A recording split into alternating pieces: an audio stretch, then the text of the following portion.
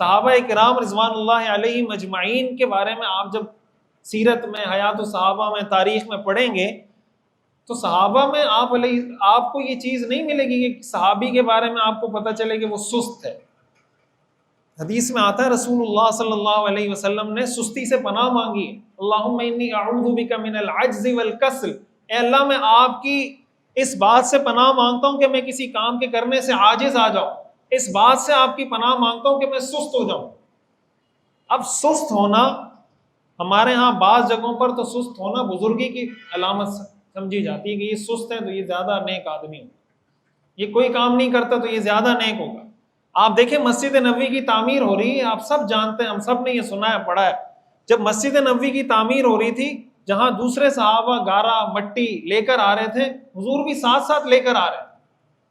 غزوہ بدر کے موقع پر آپ جانتے ہیں کہ صحابہ مسلمانوں کے پاس اونٹ کم تھے، ایک اونٹ پر 3 افراد تقسیم کیے تھے حضور نے، کہ ایک اونٹ پر 3 افراد سواری کریں گے باری باری، تھوڑی دیر ایک آدمی سواری کرے گا، پھر وہ اترے گا، پھر دوسرا۔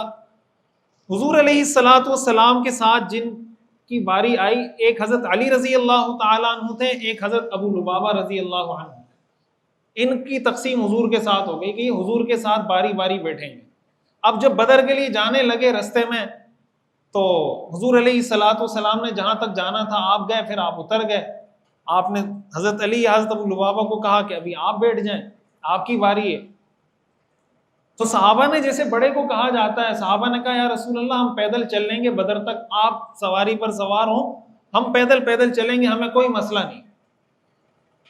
رسول اللہ صلی اللہ علیہ وسلم نے فرمایا کہ نہ تو تم لوگ مجھ سے زیادہ طاقتور ہو صحت میں، اور نہ تم مجھ سے زیادہ اللہ سے ڈرتے ہو، میں جسم میں بھی تم سے زیادہ طاقتور ہوں اور اللہ کا ڈر بھی تم سے زیادہ میرے دل میں، اس لیے میں تمہاری باری میں نہیں بیٹھوں گا، تم اپنی باری میں خود بیٹھو۔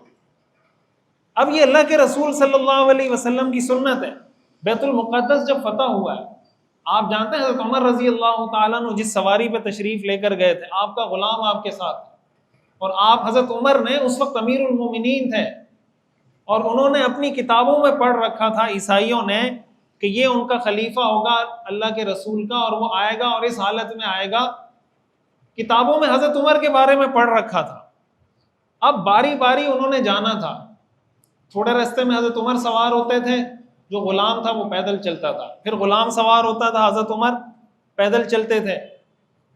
جب بیت المقدس کے اندر انٹر ہونے کا وقت آیا، اس وقت غلام کی باری تھی سوار ہونے کی، اور حضرت عمر کی باری تھی پیدل چلنے کی،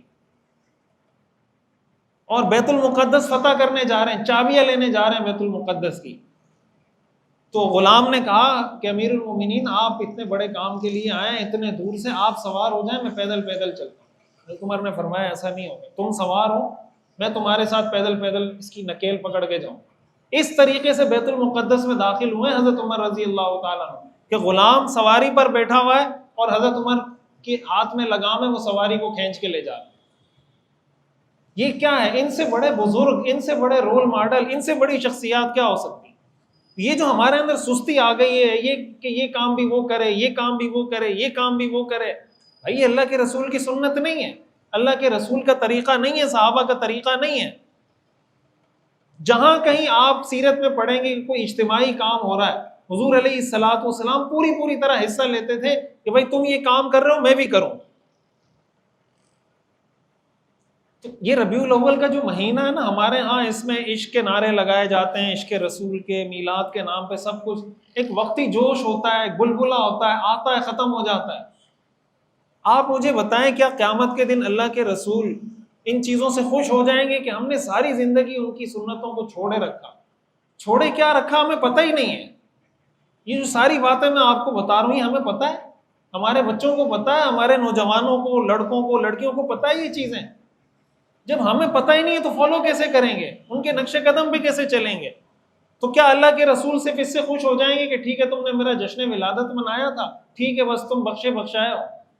اللہ کے رسول کو دنیا میں اللہ نے اس لیے بھیجا تھا، یا اس لیے بھیجا تھا کہ ان کے پیغام کو ہم سینے سے لگائیں۔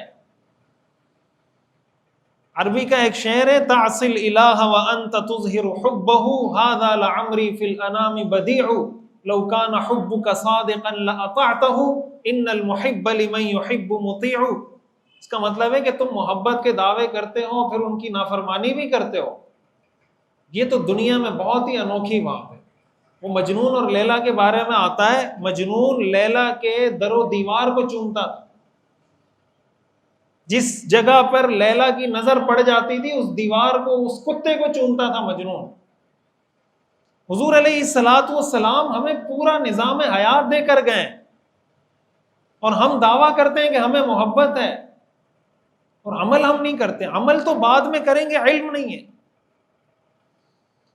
اس لیے ربیع الاول سیرت کے واقعات کے لحاظ سے بھی بہت اہم ہے۔ حضور علیہ الصلوۃ والسلام نے ہجرت بھی ربیع الاول میں کی ہے، آپ کی ولادت بھی ربیع الاول کے مہینے میں ہوئی ہے، آپ کا وصال بھی ربیع الاول کے مہینے میں ہوا ہے۔ اس کی حضور علیہ الصلوۃ والسلام کے ساتھ بڑی گہری نسبت ہے۔ اس میں ہمیں یہ عزم کرنا ہے کہ آج کے بعد میں نے یہ کوشش کرنی ہے کہ میں اللہ کے رسول کو اپنا رول ماڈل بناؤں، اللہ کے رسول کو اپنے بچوں کا رول ماڈل بناؤں، اپنے گھر والوں کو بتاؤں کہ آج کے بعد ہمارے رول ماڈل حقیقت میں زبانی جمع خرچ نہیں۔ اور حقیقت کا یہ مطلب ہے جو میں نے آپ کو چند مثالیں دی کہ ذاتی زندگی، گھریلو زندگی، دوستوں کے ساتھ، محلے میں ایک ایک چیز آپ کیسے کرتے تھے۔